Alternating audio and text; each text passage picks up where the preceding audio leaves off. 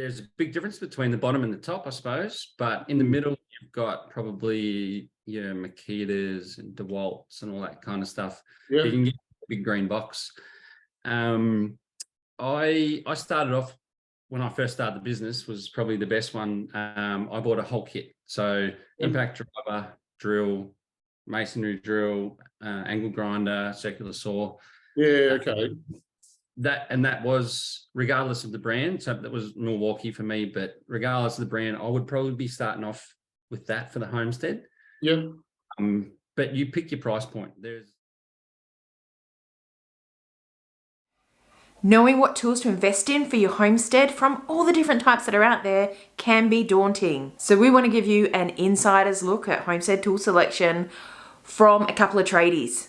Welcome to the Australian Homesteaders Podcast. Today's episode is about tools on the homestead. Corey is having a tradie chat with Justin and Kat from 5 Acre Farm. They cover what tools to get started with, how to store them, does the brand you choose really matter, and even some of the big wish list items that you might want to have on your radar. Let's jump in. So welcome to our next Sunday session. This is the Homestead Tradie Toolbox Chat. Today we're going to be talking to Kat and Justin from 5 Acre Farm. They live on 5 acres in southwest Victoria.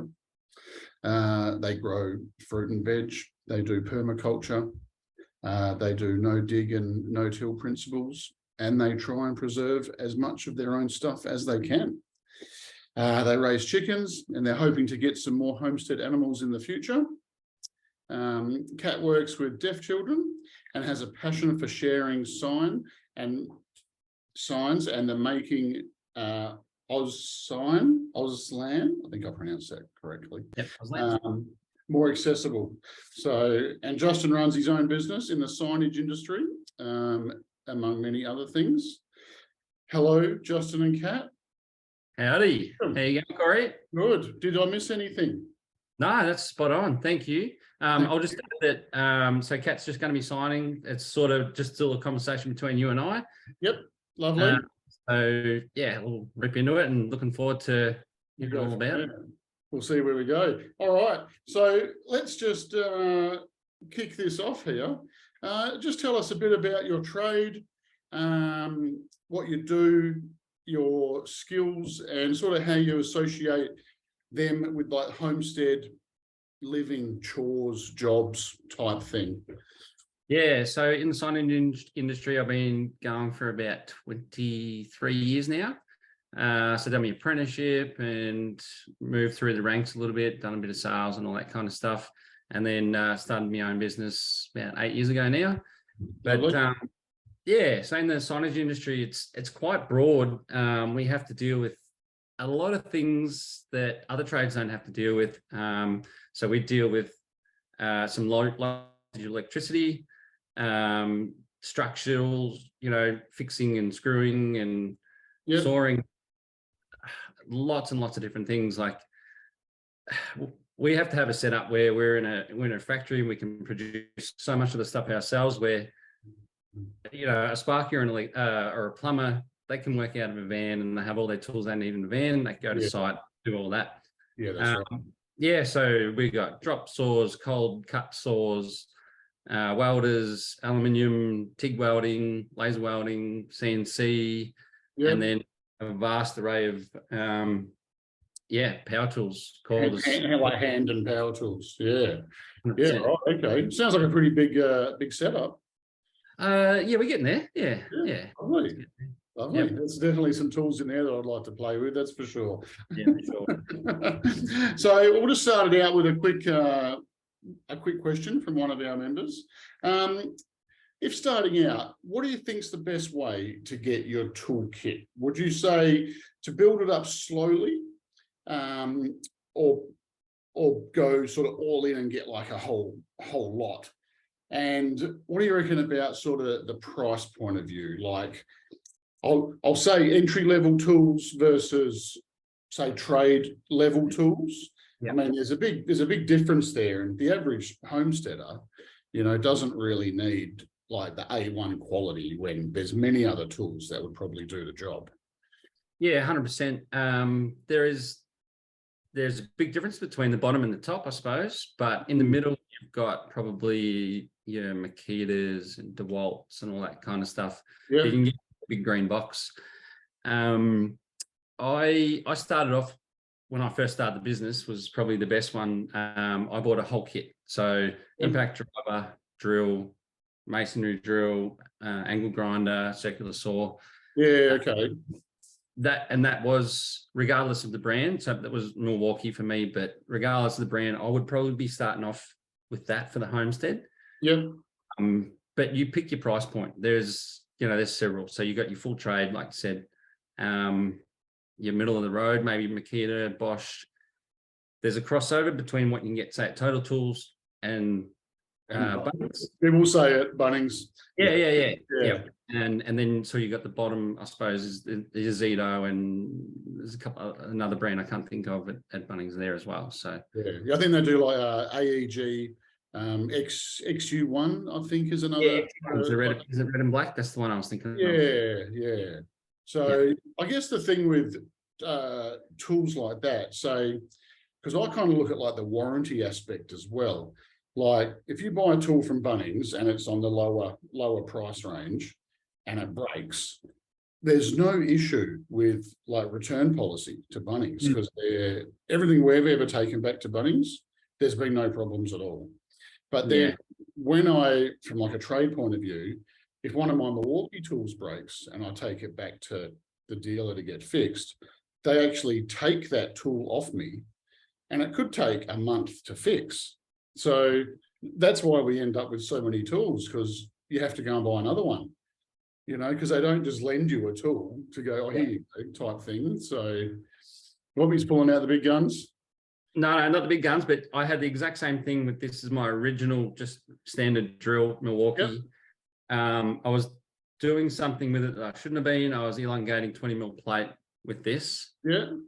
So making some holes in 20 mil plate bigger than what they needed to be. Yep. And then it just overheated, burned out the brushes, and there was green smoke coming out of it. I took it to Total Tools that afternoon, and they said I got pretty lucky because it was 4 weeks before my 5-year warranty ended. Oh, wow, okay. Which I didn't know. I totally forgot about that. And they said, look, we don't replace the brushes, but we'll replace the motor. You'll have to pay for the brushes. Yeah, okay. And then, it was about a week or two later, they rang me up, come and get it, no worries. And then, they basically just refitted all the internals and I didn't have to pay. So that pretty much sold me for life and, on Milwaukee. But like you said, I did have to buy another regular drill to finish that job that I was doing. Yeah. So whereas the thing like taking it back to like the big green, like to Bunnings or Mitre 10 or something, I'm pretty sure they just exchange there and then. Yeah, so, straight. Yeah, which is really good for just the average person goes on there on a Saturday, takes a broken one, comes home with a new one, Yeah, it's all part of their business model and it goes for just about every product that they sell. Yeah, that's right. That's right. Exactly. Now, I'll just to touch on like you just actually said, you're Milwaukee and I'm Milwaukee myself as well. Yep. What about like a DIY brand? Do you have any sort of preference or experience in that? Yeah. So at work, I suppose, where we use a lot more tools than what we do on the Homestead, I have. So this is in power tools, not in cordless tools. Yep. Ryobi. Okay. Yep. And a Zito. I do have some Zito products. We use Zito heat guns. Yeah. Right. Corded ones, and they outperform the Makita, the Bosch. The Bosches actually were a big disappointment. And the Zito runs, and like you said, it's so $50 for one of those. And it's just a pretty good price from Bunnings. The Zito tools in general. Yeah. But I also bought the Bosch heat gun from Bunnings as well, and it was close to 200 and didn't. Yeah. Okay. Yeah. So and the cheaper one sort of outdid it. Yeah, 100%. Yeah. So I would be Ryobi makes some awesome kits. Like They do. one of my colleagues, his mother-in-law, they got a little small property on an acre, and they had to get a bunch of tools that he was used to using, the tools we had at work. Yep. And they settled on a Ryobi kit, and it just does everything they needed to every weekend, sort of thing. Yeah. So yeah, I think in general these days, I think tool quality, there's probably like 5 brands that stand out as sort of top brands, I guess, and they're all as good as each other, really. You know, I mean, I don't even know why we went Milwaukee. I guess just because it looked fancy, you know, and you see the big signs, and you know, just not really sure how that decision actually came about to platform and go with it. Yeah, my original decision, I wanted to go with Panasonic. Okay. Which is not, it's very hard to get these days. But their batteries and their drills and everything, impact drivers were amazing. I used to work with an installer who'd come to site with us, and you know, when you get your hands on his drill, it was just, you know, unbelievable. The price point for me was out of my reach for the Panasonic stuff. But Milwaukee was, you know, it was achievable, even though I didn't buy the fuel stuff straight away. Yep. And so I sort of wanted, like, for business to be up, like I wanted to spend as much as I could. Yep. But I don't think that necessarily transfers to the homestead. You can get away with that AEG kit or the Ryobi kit as well. Oh, definitely. Yeah. I would 100% agree with that for sure. Yep. So what tools do you reckon, if you were talking to someone and said, what tools would you buy when you're starting from scratch? You know, like you're sort of like, we'll say your top 3 or 4 like go-to tools, you know? Oh, it depends on the context of the homestead a little bit. Yep. But I would probably go impact driver. So the short ones, you got one there? Yep. Yep. Impact driver. Your regular drill. Yes, definitely. And if you can get it, the regular one to have the hammer function as well. Oh, yes. Yep. I'd be going for that. Yep. And angle grinder. Yep. I noticed yours has got a guard on it. Yeah, yeah, I know. Yeah. The H&S thing, you know, I can trust myself, but maybe not the rest of the guys. Yeah, that's true. Yeah. In terms of power tools, homestead, and I'll probably throw a circular saw in. Yeah. You know, if you can cut wood and drill and screw it together, you can pretty much make anything you like. Yeah. You know, with those, and the angle grinder to cut, say, metal with, but you can still sort of drill and screw metal frames together. So, yeah. Well, you can cut a lot of plastic and aluminium with the. Yeah, that's right. Yep. Because there's a lot of different blades available for the grinder and the circular saw, as you said, to cut a whole numerous range of products. So that's really good. That is. Yeah. I'm just going to drop a quick question here.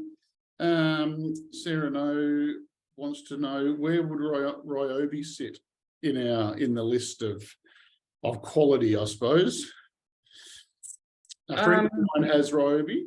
He does a lot of traveling in his caravan, and he's got a Ryobi setup. He's got probably half a dozen tools he takes with him. He loves it, but they don't get that sort of everyday use. But he swears by them, you know, when he's out bush. Yeah, Alan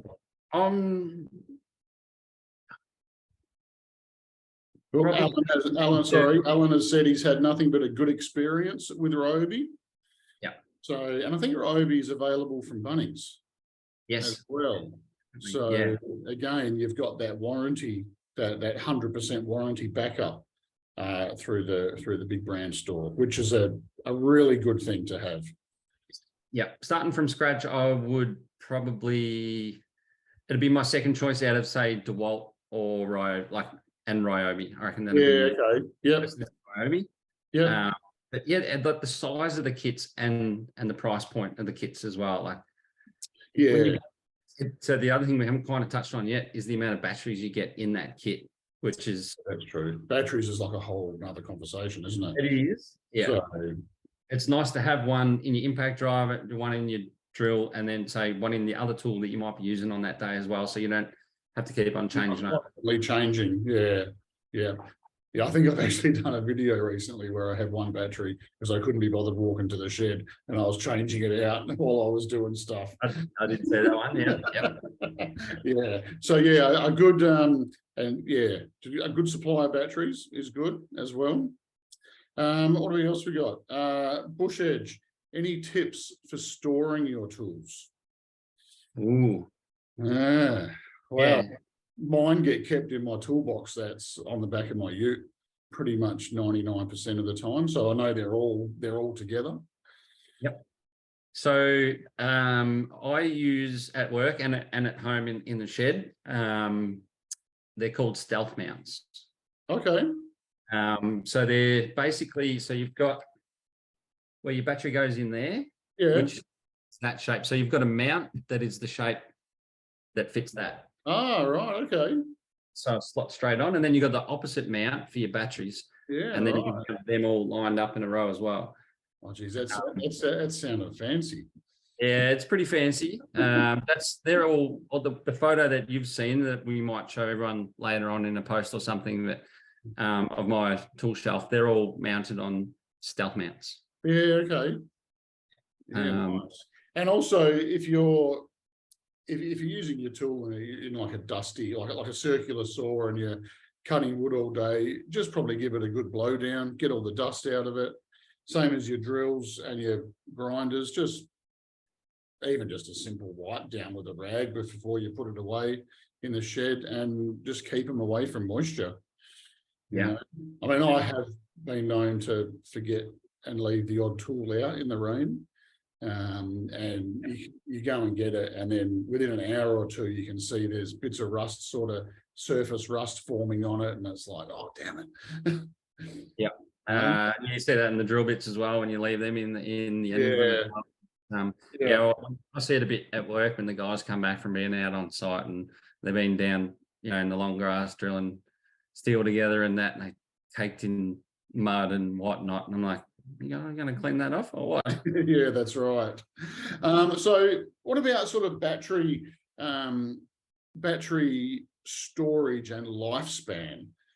Like what's the right way to sort of treat your batteries? Like, I know the Milwaukee batteries, you'll be using them and it'll have full power, and then all of a sudden it will just stop. And that's like the lithium battery. And then, okay, we just go put it on charge. But like, I probably wouldn't put like a half charged battery back on charge. I'd wait till they're fully flat. I might get you to elaborate a bit more on that, because I think you know a bit more about batteries than what I do. But we try to run them down as much as possible. Yeah. Most of the batteries that comes with the tools these days have like a little light indicator on the battery where you push a button and it shows you, there you go. Yep, like a range of bars that show you how much charge is left. And when there's no charge, they generally like flash, like one light will flash and say that it's empty. So yeah, probably just run your batteries down and then charge them, as opposed to charging like a battery that's got 50% or 70% in it. And if you're having to use multiple batteries at the same time, try to see where they're all at and take the lowest one and use that as much as possible before you start using the other one, so you can get the lowest one back on charge while you start working. So yes, that's a good point too, because otherwise you'll be left with two flat batteries and you might as well you come in for lunch then. Yeah, that's it. I'm just going to have a quick look at some comments here. I've got two mouse pads going on. How do I do that? Oh, I can't scroll. There was a comment about a miter saw. Okay, miter saw, metal cutting and chipper would be a great addition. That was from Sarah No. There is some good cordless miter saws out there. There's also some good like power cord ones. I think the power cord ones would definitely be cheaper as opposed to I think our Milwaukee miter saw was quite expensive. But you can probably get a normal miter saw that plugs into power for only a few $100s. Well, so I at work we have a Makita drop saw, compound drop saw. Yep. So for cutting aluminium. Okay. And so aluminium blade in it, and it works treat. It's corded, and it's probably used once or twice a week. Like it's not a huge amount, but and the other one is a cold cut saw, so cutting mild steel. Yes. But we don't. So that's at work, but on the homestead, I haven't really. Nothing that we do is precise enough to require any mitering or anything. So you might need to elaborate. And I don't have a cordless one at work either. So okay. More of a construction carpentry type of setup. Yep. We've just got another one here from Bush Edge. What about a 12-volt tool range? I don't know. No, okay. So, I mean, a lot of the companies do a 12-volt range. I personally don't have any experience with a 12-volt range, but they definitely look good and they seem to be quite capable of general jobs. Like I probably wouldn't take it to a building site and expect to do it every day, all day, but grabbing it on the weekend and just heading around home, definitely. Yeah, I have a few mates that are Sparkies, and they generally opt for the 12-volt models because you can get a 4 amp hour battery and the 3 and 4, I reckon. They might have 5s, I'm not sure. But they're the 12-volt style. Right. They got their hands up all day, and the weight is considerably less. Especially with the higher end stuff. There's no issues with runtime either. For just drilling and doing screws up and all that. No, that's right. That's a good thing. I'm glad you mentioned that about the heaviness of some tools. Like, after a long day, you do end up with a sore shoulder if you're carrying them overhead. Yeah. You are, because some of those tools can be quite heavy. We've got like a jackhammer, a Milwaukee cordless jackhammer, and it's massive. And it probably weighs bloody 10 kilos, and it's even for me, after 10 minutes of that, you're stuffed, Yeah, that's right. As soon as you get over your head, it doesn't last long at all. Yeah, exactly. Now, all right, here's a good one. What are some of the bigger tools or equipment that would be worth saving up for to purchase for your homestead? A subcompact or compact tractor for sure. 100%. If that's how big we're talking, something with a front bucket. Front loader. Ours we have a Kubota BX 2350. So it's subcompact, 28 horsepower diesel.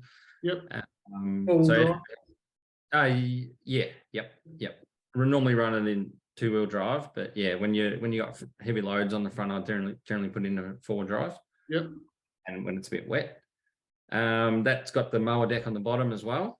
Oh, that'd be handy. So it's our little diesel powered wheelbarrow, lawnmower, digger. Handy for everything. I mean, we've done all our swales with it, very similar to how you done yours with the excavator. It just took us a bit longer. But it's implements for the back as well. Great. Tractor implements. There's 101 different implements you can purchase. For the back of the tractor. So I bought that.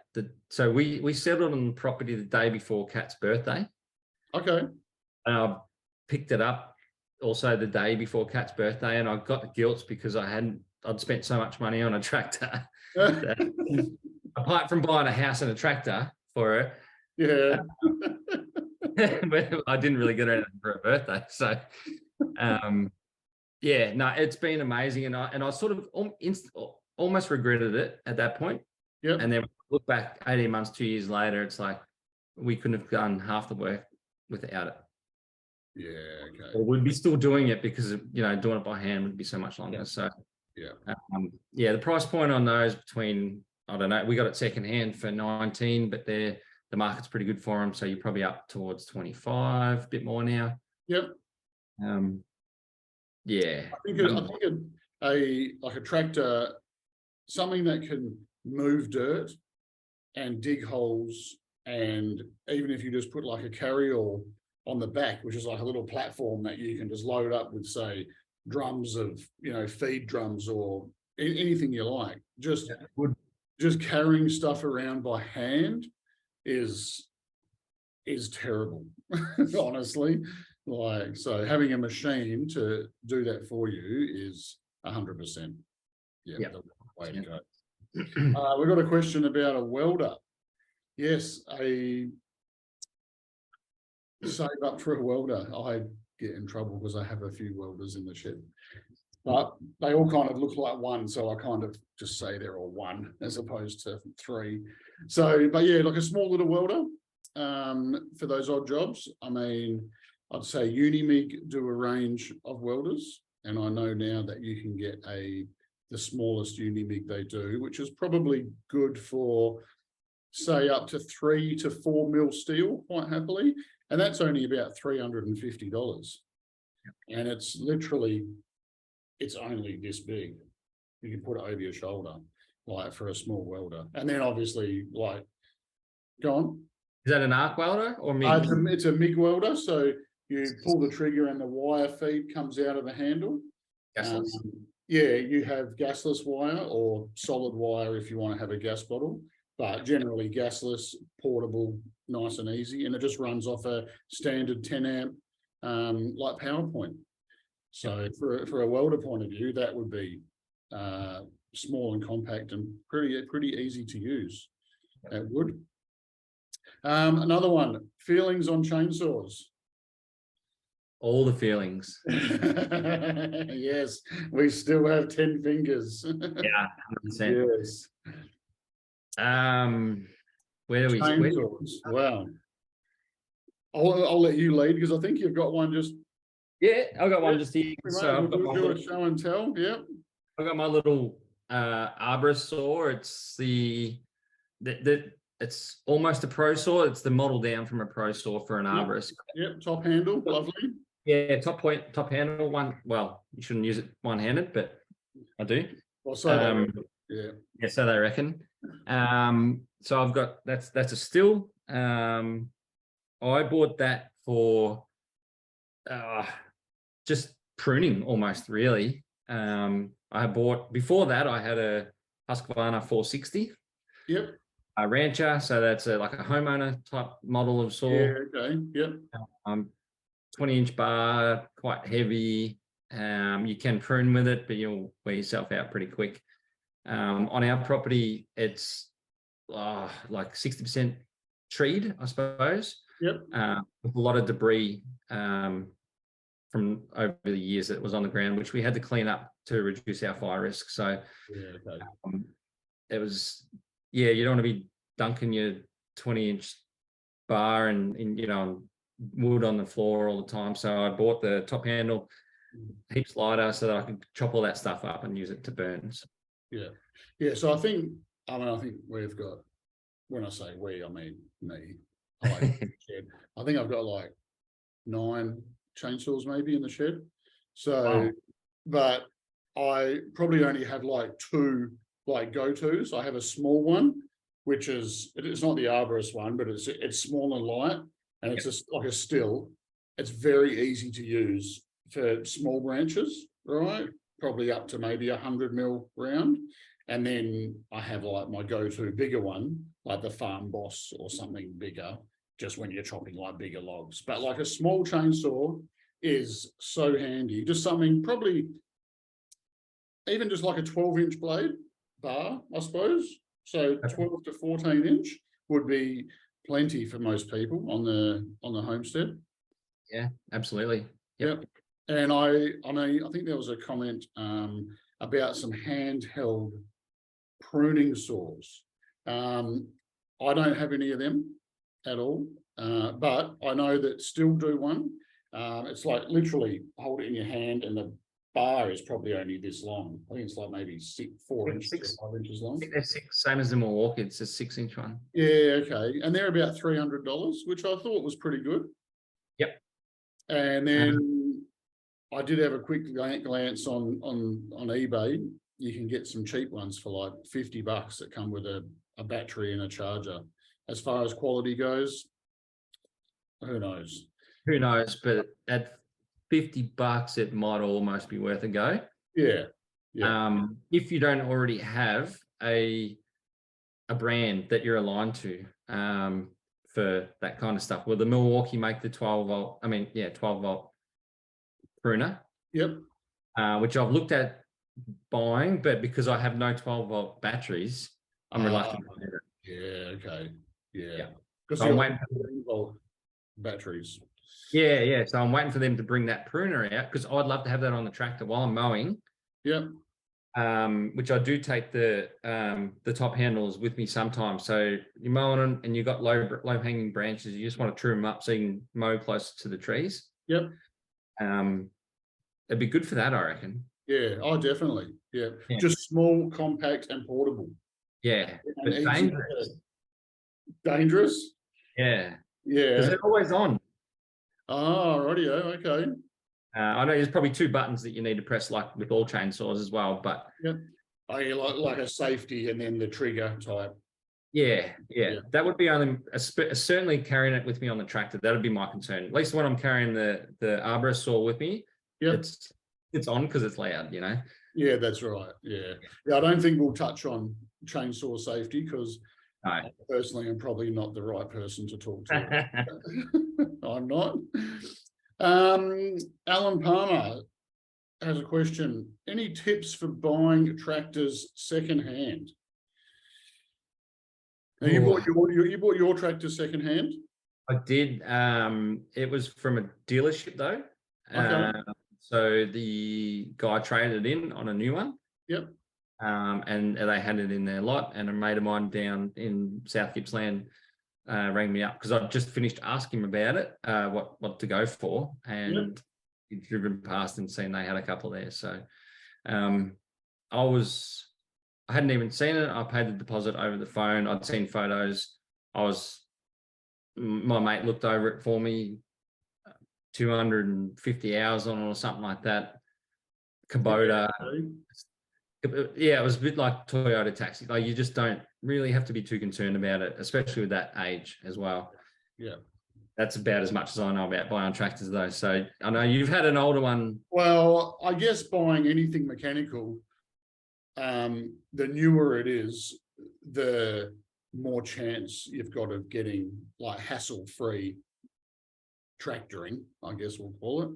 But the older it is, I guess that just comes down to a little bit of mechanical knowledge, like, checking the oil. Is it smoking? Is the radiator, is the water green in the radiator, like with coolant, or is it full of rust? Is the hydraulic oil milky? Or it's probably just like when you buy a secondhand car, I guess, like an older car, you'd kind of just check a few mechanical things out, clangs and bangs and rattles. And so as far as buying a secondhand tractor, I'd probably be looking engine mechanically, gearbox, and hydraulics. Make sure all that works, because to me, kind of all the other stuff is cosmetic. Like if it has a scratch on it, or a flat tire or something, that's like easy to fix. But when you're trying to split a tractor in half to like get to rebuild the engine, that's just like a no-no. So since I've had mine, because I've never had much experience with tractors before, if you were buying secondhand, now that I know as well, if you've seen heaps and heaps of grease, if they haven't washed it or something like that before they were trying to sell it, and that, like grease around the grease points and all that kind of stuff, that'd, to me now, knowing what I know now, would be a reasonable, aside from the amount of use it's had, but good a good indication that it's been looked after. Yeah, 100%. Yeah. Would you agree? Yeah, totally. Yep. Because I went to just look at a bobcat for a guy, and I swear it was bathed in grease, like around all the, exactly as you just said, around all the grease points. And you could just tell that it was getting very well maintained, like every couple of hours during the day as it was. Yeah. So yeah, if there's, yeah, no, that's a good valid point, that is, for sure. I'm just going to glance over here again.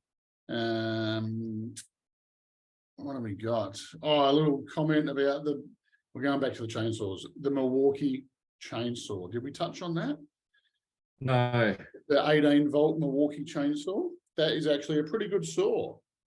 Yeah. I quite like. It's almost like a full-size bar. Yeah, I think it's 16-inch bar. Yeah, and it's got plenty of grunt, plenty of power. You've used one, haven't you? Yes. My next door neighbour's got one. Yep. So it's quick and easy. And Yeah. as you said, it just sits there, pull the trigger, and you're away. Light? Is it light? Oh, it's light for me. Yeah. What batteries does it go? What batteries? The 12-amp fits in it. 1 or 2? 1. Oh, sweet. Yeah, right. So What's your favourite power tool, Corey? what's my favourite power tool? Out of all of them?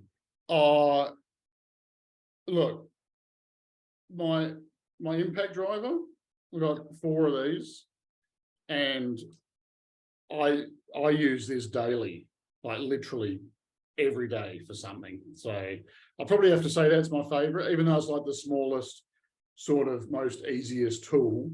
But this one, it just gets so much use because you can fit so many things in the end here, like so many different attachments for different screws, bolts, everything. It's very drill bits as well.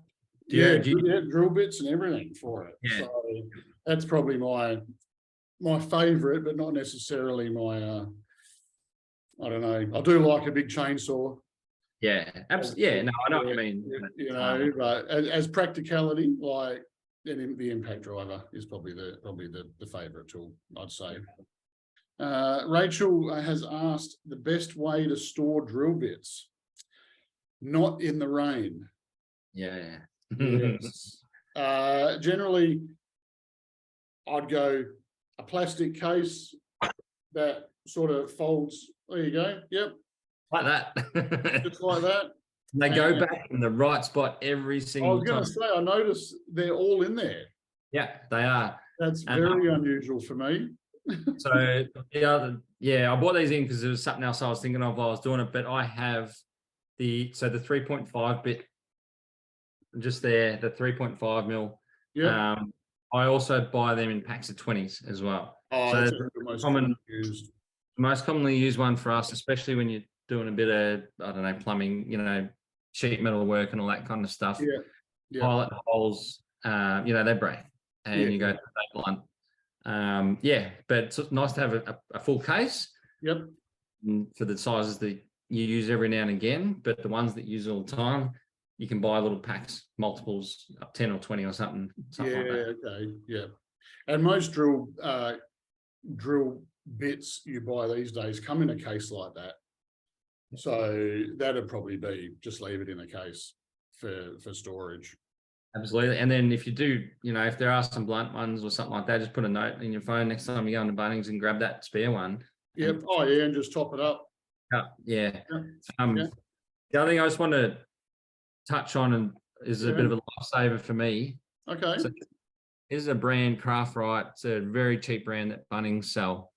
But this has got 100-piece different bits, driver bits for impact or whatever. Yeah.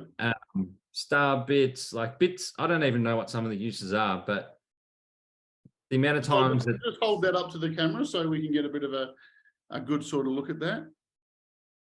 Oh, yep. Okay, so you've got like a shaft there that you'd put in your drill or impact. Oh, yeah. Sorry, I'm blocking Cat there. Oh, so don't do that. No. So yes, like what are they, like hex screws and Phillips head screws, flathead bits, different sizes, stars, torque. Is it torque bits they're called? I think. Torques bit, yeah, they're like a star-shaped bit. Yeah, Yep. and like security ones, they've got the holes in them as well. Yep. They won't last that long, but they'll get you out of a jam like all the time. When you've got that one screw to undo and you don't have the bit. Yeah. Especially like some people might be 2 hours from a shop. Yeah. You know, and it's all of a sudden it just becomes a bloody drama. It does. I was going to touch on that when we were talking about angle grinder as well. Buy a full pack of like cutting discs. Cutting discs.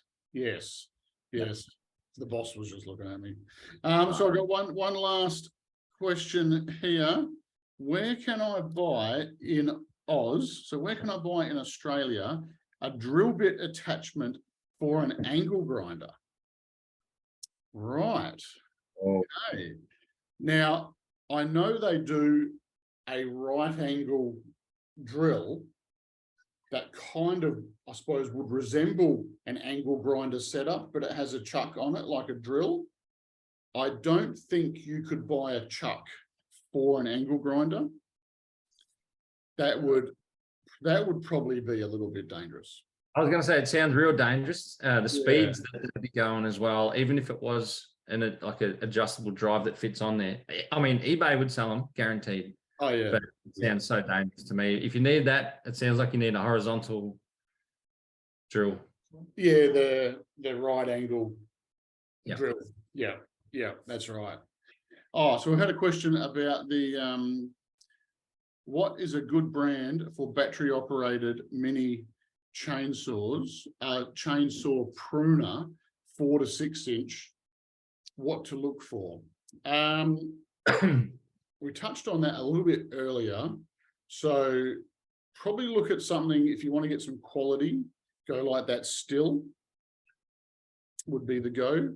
Go on, Justin. Unless you have a previous, like if you have other cordless drills and batteries and all that kind of stuff. So I'm pretty sure DeWalt make the similar pruner to the Milwaukee.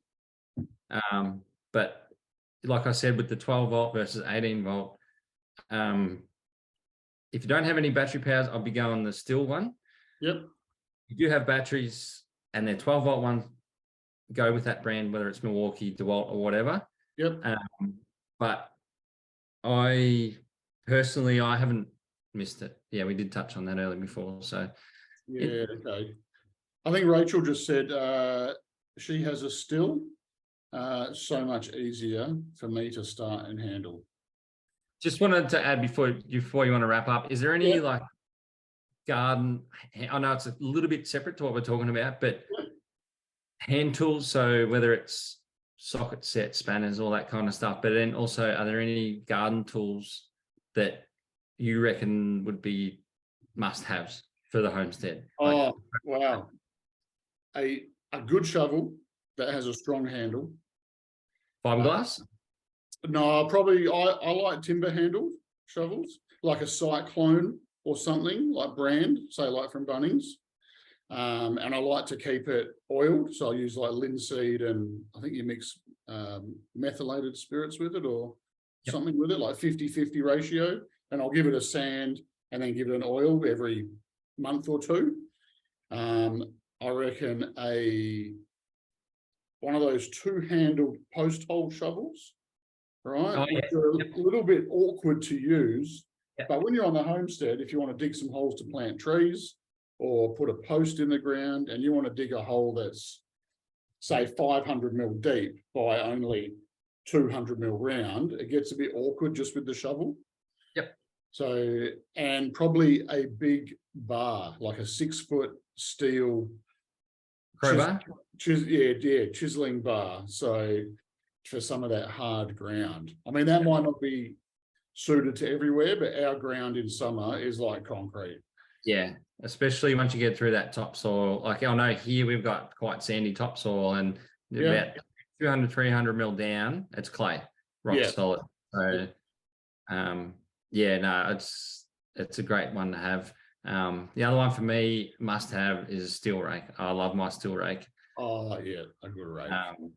yeah, just like that. So actually, I was looking at it the other day, and it was black, and it's starting to, there's no paint left on it. I reckon it's starting to wear down a little bit as well. Yeah, okay. You've been using it, right? Yeah, but I also want to. It's only, I don't know how many T it is, but yeah, I need to get a bigger one for those raking up the swales and that.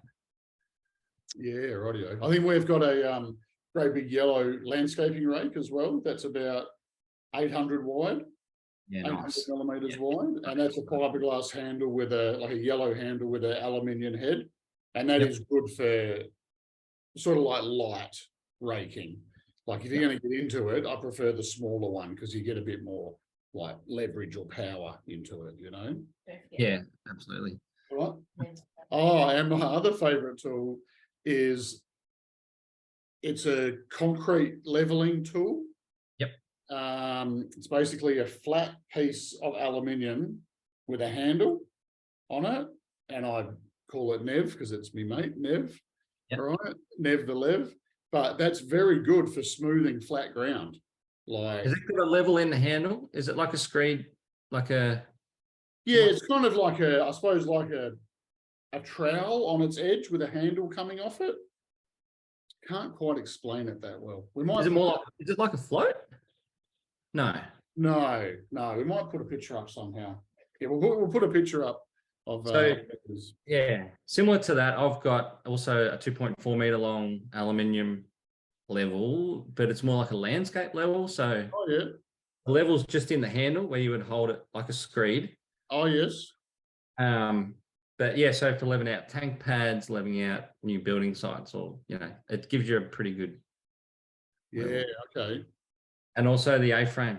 The A-frame level. Yeah. Yes, it's simple to make, but very effective. Very, very effective. They are. Yes. We're just going to go one more here. Sarah No has said a really good cart and a power digger or digging attachment for your drill helped massively in the clay for putting in trees and fence posts. Now, I think she might be talking about like an auger, a little auger bit that you can put on into your drill. I think there may be like this round by yay long on different sizes. Yeah. We have one of them as well, actually. You do, yeah, right. We don't have an auger bit. My drills at home, like I said, they're my original ones. The old ones, 8 years old, they probably wouldn't hack it. Yep. The new brushless ones probably would, but yeah, very specific. The ads online look pretty good for those, but I'm not 100% sure. Yeah, she just said it's 100 mil diameter, so it's 10 centimeters round. Yeah, 4 or 5. They are good. They are pretty handy in soft ground. Yep. All right. Well, I just want to say thank you so much, Justin and Kat. Thank you so much. And thank you guys for having us. It's been awesome talking about tools. And just let people know where they can find you online. Oh yeah, of course.